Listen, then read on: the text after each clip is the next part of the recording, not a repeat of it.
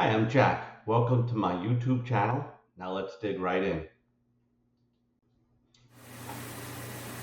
I recently purchased my amazing new Artisan Turquoise Powers electric guitar after seeing many videos on YouTube.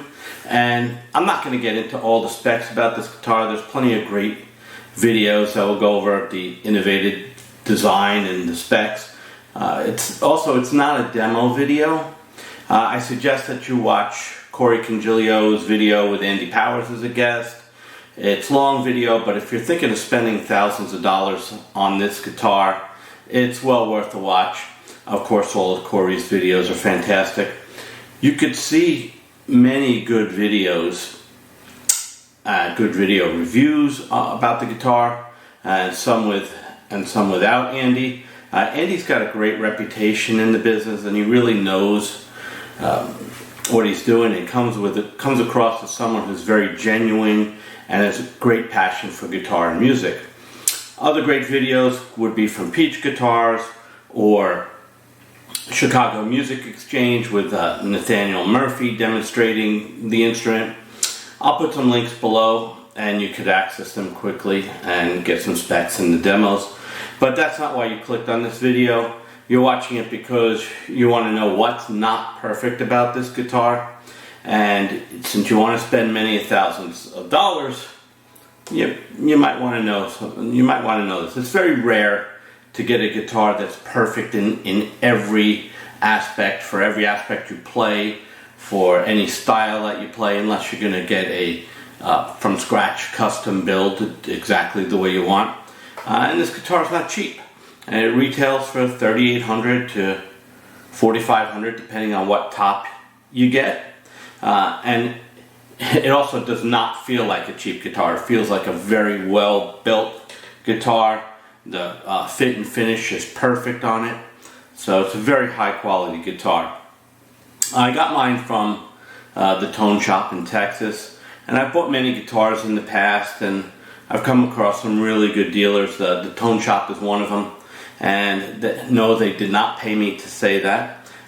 They gave me a very good deal and fantastic service, and they were very patient with me when I asked a bunch of questions. I mean, I never played one of these before, and it's something brand new, and it's expensive and revolutionary, so I bought it without trying it.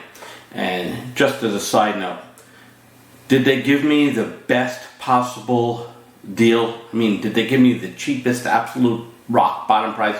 I don't know. Maybe I could have beaten them up a little bit more, but a guitar this expensive, $100 plus or minus, is not going to make or break the deal. The more important thing was the service and the knowledge they have behind them.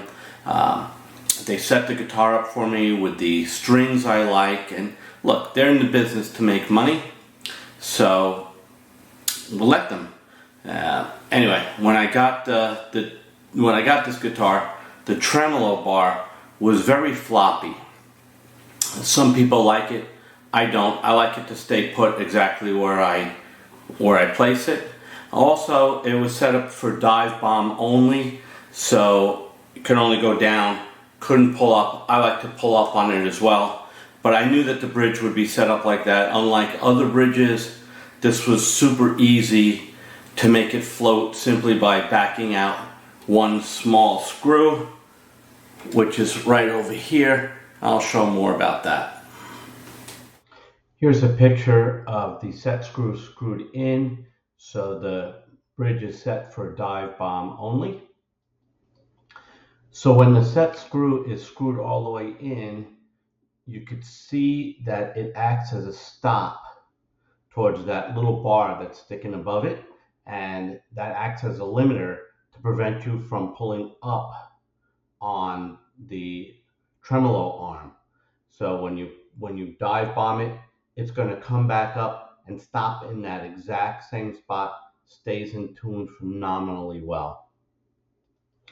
So here's a picture of that set screw screwed out. It takes a small Allen wrench to do that. You want to back out that screw enough that it will stop the limiter pin from hitting that screw, and I'll show that now. So what you see here is that the screw has been backed out, allowing that pin to have clearance, and it won't act as a limiter anymore, allowing the bridge to be free floating. You could dive bomb, you can pull up. However, the spring tension has now pulled the arm much higher, higher than most of the, in fact, higher than all of the other guitars that I have, and I'll show some specs on that. This is the height of the arm with the set screw in dive bomb only position. So you can see it looks like it's about a little under 2 inches. Here's what happened when I pulled that set screw out to allow it to be in full floating, dive bomb and pull up. You can see that it's raised the arm about 3/4 of an inch. Now I'm going to show some specs on some other guitars that are similarly priced that have floating tremolos. This one here is a Sir Modern Plus, and you could see that it's under 1.5 inches. So the Powers Electric, even in the dive bomb position, has already started out at about close to 2 inches. So it's already higher than that. And then once you set it for full float, it got even higher.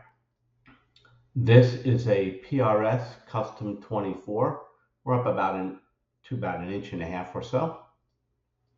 This is a fully custom built Resurrection with a Wilkinson bridge, and you can see that the tremolo arm is just a little above 1.5 inches on this one.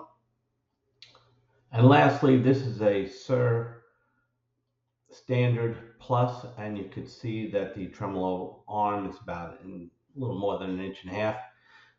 So the Powers Electric set at full float was more than a full inch above everything. The way it feels and how it stays in tune, and the way it changes pitch on every string is very impressive. So I can deal with getting used to the arm height, but you can see, you know, if I do it with my pinky or these two fingers, I can grab it with my full hand to pull up, or even between the pinky and the ring finger to pull up. So I can get used to it. But because this was a new guitar, and I figured I would email Powers Electric support before I started wrenching on it, I wanted to know if there was a way to bring down the arm height, and if there was a way to make this arm less floppy. Anyway, they never got back to me. A second email happened, never got back to me. So at that point I realized I better call them. So I went on the website, and there was no phone number that I was able to find quickly, other than the contact form, which already got no response from twice. But anyway, I did find a phone number buried deep inside their privacy policy page. And while I was looking for that, I did text my guy at the tone shop where I bought this from, and he texted me back for me to call him to get some help. So you can see where it pays to have a good dealer that will have your back. Anyway, since I found the phone number, I wound up calling Powers Electric. I got on the phone with somebody who was very nice, very kind to me. Definitely tried to help me, but he didn't even know that you could set the tremolo system to float, go up and down. So he went and got a guitar, and he looked at it and said, "Oh yeah, that's the way it is." And after looking at the design, realized there's no control about the arm height. It is what it is. As you pull that set screw back, this arm is going to come up. But he did tell me that I would be able to get a wrench on the nut that's down here, and I'll show you some pictures, and to tighten up the arm, which you can see that I've done, and it stays perfectly in place wherever I put it right now. Very easy fix, very easy to solve. So there was It was nice that I was able to speak to somebody at Powers Electric, but emailing them was useless, and the fact that I had to go hunting for the phone number was a little troublesome too. So here is the nut that you would use to increase or decrease the tension in the arm to get it to exactly how you like. It's located inside that spring. Now, I wanted to show you a picture with the wrench on the nut. It's a 8 millimeter wrench is what I use, and it's fairly thin. And if you notice, you have to squeeze it into the confines of the spring. And the only way to do that is you first have to set it up to float. Once you set it up to float, you can pull up on the arm and you'll have enough room to put that wrench in. So if you're a type of person that doesn't want it to float, but are not happy with that spring, with that the arm being floppy or too tight, and you wanted to change that, you would first have to back out that set screw so that the arm is set for full float, and then you can adjust that and then put it back to dive bomb only if that's what you want. I did want to show a picture of the part that connects the camtail to the arm. I'm not sure what it's called. And I did email support addressing Andy a possible design change. If this part was two pieces with some sort of set screw where you could set it so the arm could be lowered, maybe you'd have to some sort of like a hinge type of thing. Maybe you'd have to change the spring tension. Of course, that's for smarter people than me. That's for geniuses like Andy to figure out. But that would make a difference in where the arm would be located, and you can adjust it to however you want, and it would probably be a simple retrofit. But all in all, I do love this guitar. Had I known the issues that you can't really email service and get a response, and that the tremolo arm is too high, would I have bought this guitar anyway? Yes. You know, after playing it, and it's just an amazing guitar. But I thought I should put this video out because every other video that I've seen on this guitar says nothing but perfection about the guitar. And perfection is a pretty high bar.